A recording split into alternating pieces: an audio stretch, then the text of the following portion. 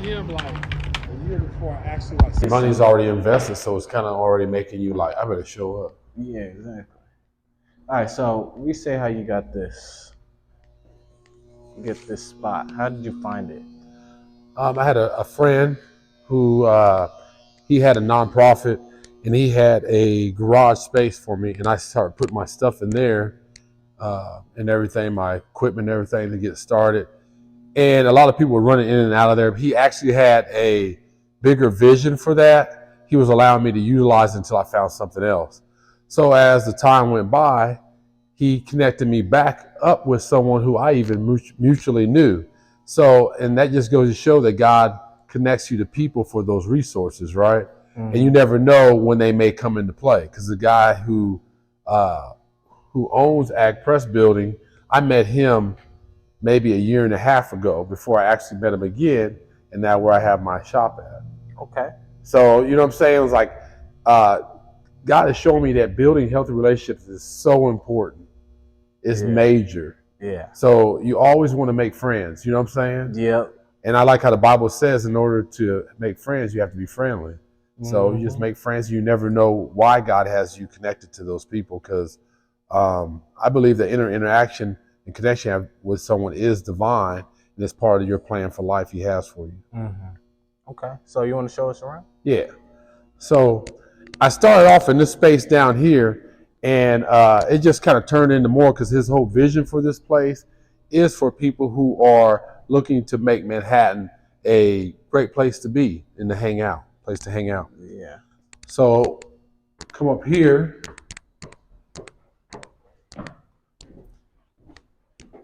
And this is where Street Profits goes to work at. Ooh. You got the stuff, y'all. Yeah. So this is where it all goes down at, you know.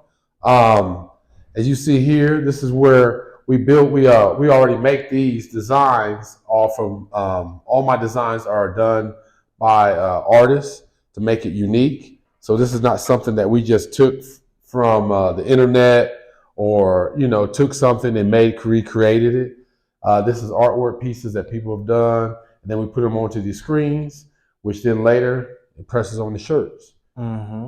And then right here, this is the dry. This is what dries at certain temperatures, and you got to do a lot of experimental, probably not saying the right verbiage, but where you have to know where to get the right cure for the shirt, because you don't want it to be too hot, because if it's too hot, it'll flake off, the ink will flake off. You don't want to be not hot enough, because it's not hot enough, guess what will happen? That the ink won't stay on the shirt. So a lot of stuff has to go into play with this, and that's where you do trial and errors, and you put it through the washer and dryer, because I want my shirts to keep. Yeah. That's what I love about Street Profits, is people that have bought my brand, they say my shirts last, and it's been a year later, they've been washing several times, and the ink is still standing. Mm-hmm. I need to get my brand up to that standing where, it doesn't wash off or anything. I just need it to stick and be the same way. Mm-hmm. And that's quality, right? Yeah. Because people, they're putting their money into, they want to make sure that they can get more than 10 wears out of a shirt, especially if they're paying $35 and up for a shirt. Exactly. So, but yeah, that's where it goes down, and I love it here too, because I have my music playing, and me, even as the CEO, I'm up in here printing the shirts. So I think that speaks volumes for my brand, because I'm putting in the work, Yeah. and everything. So. Yeah, man, this is really good. I need to get to, putting my stuff down and screen printing, heat pressing, doing everything I can just to make sure my quality is there. And then say when I start packaging stuff, I want to get to where I can, customize the packaging. Exactly. Yep. And that's what Street Profits is doing now. Now my labels inside the shirts or the hoodies, whatever, is all Street Profits. So everything's Street Profits now. Instead of having Heinz, we have the T-shirt is blank. It's Street Profits. That we get certain cottons that we want, that we know that is comfortable for people and it shrinks just enough, because you don't want your shirts not to have any kind of flexibility. You know what I mean? You want your shirts to flex and feel good while it's on your body. Yeah. So we're getting up there, it's a stepping stone, but the whole idea is to get to that quality. You know, we want our customers to feel good about buying Street Profits. Exactly. Yep. Hey, man. This is how you start, y'all. Yep. It doesn't need to be anything fancy like this. It doesn't need to be fancy like a factory. It's just start somewhere Mm-hmm. and go Keep run with building. it. Keep building with it. You know.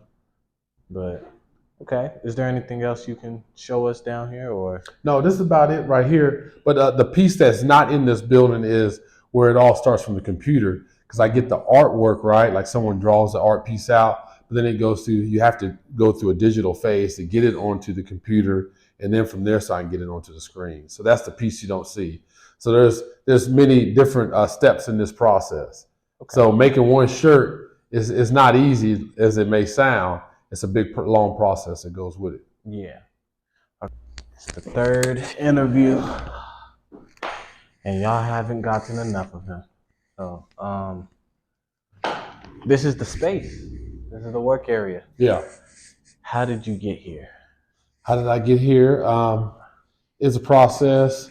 When I first was looking for space, first thing I thought was my garage. You know, have Street Profits be starting production in the garage, which I was ready to do, but that wasn't part of God's plan. So I have another friend who has a nonprofit, and he had an extra garage space at his business. Well, I started utilizing that, and it was ideal for the time. But then he seen that Street Profits needed something bigger, more ideal, less traffic, because that area was a lot of traffic going in. And he connected me to the owner of Ag Press Building. Mm-hmm. But then to come to find out, I met the owner of Ag Press maybe a year and a half prior to that. And as I was sharing in the other interview, it just goes to show you that everybody that you cross paths with, God has divinely had you cross those paths, and you know, and make those and build those relationships, right? Yeah. And I didn't talk to him for over a year and a half, but here now it comes a time where we come together to have a area for my brand, you know, to do the production there. Oh, that's a good story. Mm-hmm. Because I know with me, like, a lot of the times I make those connections, and then, you know, sometimes it just fades away. Mm-hmm. Sometimes it's still there. Like, say with Jethro, like, me and him, we've been talking for a while. We've been, like, keeping it cool. Mm-hmm. But say I'm talking to somebody else and I'm getting a lot from them, a lot of the times it just goes away sometimes. So I think, you know, God putting these people in your place and in your, you know, life, it's a way of, you know, a full circle kind of for you, right? Mm-hmm. It's like his timing, right? So it's like it wasn't time for that other piece of the relationship, why he put us together when I met Ag Press's owner then, you know, and it's even showing me too, it's so good. Like I remember being younger and burning bridges and burning relationships and not understanding what relationship was really about. Yeah. And God puts relationships together to do his plan for your life and their life, you know? Yeah. Yeah. I definitely agree. Mm-hmm. I definitely agree. Just like me and you know, we met. Where did we first meet at? We met at that fashion show. Okay. Yeah. I don't know if y'all saw that vlog, but that was a good fashion show. Yeah, it was. Like his brand stood out to me. Apparently my brand stood out to him. And we was just like, yo, we got to do business. And then, you know, for a little bit, we wasn't all over the place. But once our, you know, schedules started connecting, we was just on it. And it was like timing. Yeah, exactly. So it wasn't time then. Exactly. And I think sometimes we get in the way of God by trying to rush things. You know, but when we did connect, every time we do, it's effective. It's very effective, and I think it's edifying where I can feel like there's growth there on both ends. You know what I'm saying? Yeah. Learning and building and sharpening one another. That's what it's about. Exactly. So. I definitely think like getting with you, I always learn something new, and I'm always, you know, doing something productive with my time. Likewise. Yeah. Yeah. It's all we all already know. It's always gonna be something good. You know. Yes, I'm telling you, this year, like, it's gonna be a movie. Oh yeah, I already know. It's gonna be a movie. Y'all look back, y'all gonna see how crazy this year is gonna be, and it's only the first one. Whoever said the movie had to stop. It ain't supposed to. It's gonna be part 1, part 2, part 3, part 4. We going crazy. So this video is gonna be off of Humble Beginnings. Yeah, there we go. I like that. Humble Beginnings. Yes. So, as y'all can see, he's doing the screen printing, and he has this heating part. What is it? This isn't a heat press. It's a dryer. It's called a dryer. And what it is it heats the ink, make sure that it cures onto the shirt so that it doesn't wash off. So how is the process with the screen print? Because I'm looking into doing a little more of that too. There's a lot of steps to it. Like I said, when you think about creating a shirt, people think it's easy, but it's a lot of steps to it. And first, of course, you have to have a vision of the art that you want to put on the shirt. Yeah. And with my brand is I want things to be unique, so I have actual artists drawing these brands, and even with the lettering and all that, I want everything to be authentic, done by hand instead of just something picking off the computer and put together. So it starts there. Then that artwork has to go into one of those screens there that has onto my screen printing machine. Okay. And it's put on there through lighting puts it on there, and after that you can set it up and put your shirts down. You got to make sure everything's lined up, put it on the shirt. It goes to the dryer, and after the dryer you go to your packaging process, which I think is the biggest, is your packaging. Yes. I think it's big. It's bigger than what you think. And I learned that when I went to school to get my master's in business, that the packaging is the biggest part. Yes, I would definitely agree. Like, say with Apple, yo, I just watched a TikTok the other day, and it's like me scrambling to go put my Apple package away and hide it somewhere, like a souvenir almost. Exactly. I don't know if you've done it, but I know I've done it a lot. Like, I buy a new iPhone and I just keep the case for no reason. I do the same thing. Got them sitting, the ones I bought 5 years ago, still sitting there. Exactly. And it's just like the packaging got to be so good that you want to just keep it. Yeah. So, yeah, I definitely agree with that packaging. The packaging is definitely major. Important. And one thing I learned too is I put something special in my package. I put a little card, and I handwrite something on there. Like I may put a scripture. However, I feel God is leading me, and I don't really know the customer, but I just pray about it, what to put, and send it. It just makes them feel like they got more than just what the shirt or the hoodie that they bought. You know what I'm saying, or the sweatsuit, whatever they had purchased from me. They got love. You know what I mean? That other sense of like, man, this is personal. Yeah. And that's what I want my brand to be too, is personal. Yeah, that's great. So I know you've done this for a little over 2 years now, right? So you're on your second year? Yeah, second year. Okay, so with that, compared to the first year, how have you grown?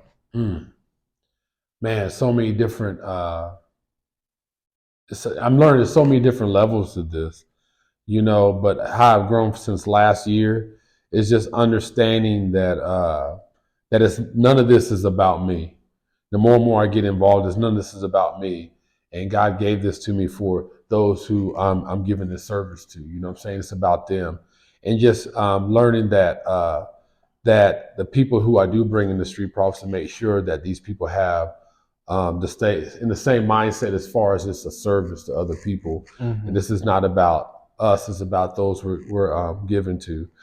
So, I believe I was asking, with all this, right? This is you right now. Where do you want to go when it comes to the future with this? Like, how do you want to upgrade? How do you want to lift yourself up? What I see in the future is I see $1 million building. I mean, like $1 million building with 5 of these machines. I mean, this is 5 times the size now, right? And the production is like crazy. I mean, that's what I see. I see being able to supply churches, church camps, and different organizations, schools, universities. That's what I see. Communities. So I see big, and I see a lot of employees helping with that process. So I see Street Profits going global. That would definitely be dope. That's what I see. I could see that.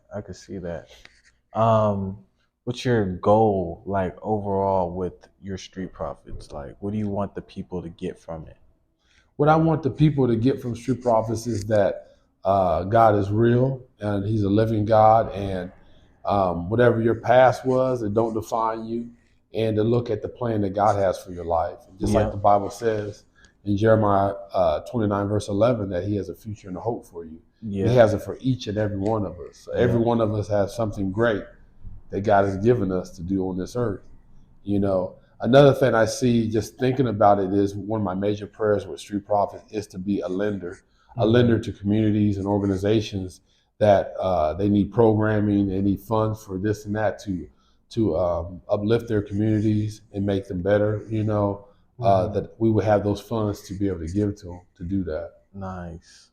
Okay. Yeah. Because, one of my missions, my number one mission, is to get so much motion you can't deny God. Mm-hmm. Like, you got to look at me and my life through YouTube, my Twitch, whatever I'm doing, my clothing brand, and just really look at it and be like, yo, this man is doing way too much for God to not be real. Yeah. Like, that is impossible for a human to just be like this and not have God, Mm-hmm.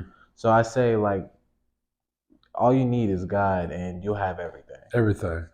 Because whatever He's put you on this earth to do, it's going to be done if you put Him first. Just like that. It may take a while in your eyes, but He do it just like that. Yeah. Like, It's probably a day to Him our whole entire life, The Bible says what? One day to Him is 1,000 of our days. Exactly. So God's amazing, Just the time that, I've been doing this and had God in my life. The things I've seen, it's been like, I gave my life to the Lord about 10 years ago, and the stuff He has done in my life and what He's changed and restored and not just bring up to float, but He took it higher and everything. I mean, it's amazing. I can't even put it into words. I can give you testimony after testimony after testimony, and I know He doesn't just do it for me, He does it for other people if you let Him. Yeah. Yeah. So, hey, man, with faith, you find God, man. Mm-hmm. So, any last things, any last words? I know we already shout out Street Profits, so we already got it. We pop it up right there. Yeah. What else you want to put out? I'm just going to tell people if you haven't given God a chance, give God a chance in your life. I mean, you trying everything else and it ain't working. I guarantee if you try God His way and not your way, it's going to work. And you're going to see your life change for the better. Yep. So I hope y'all enjoyed. We're going to see y'all on the next one because we is out.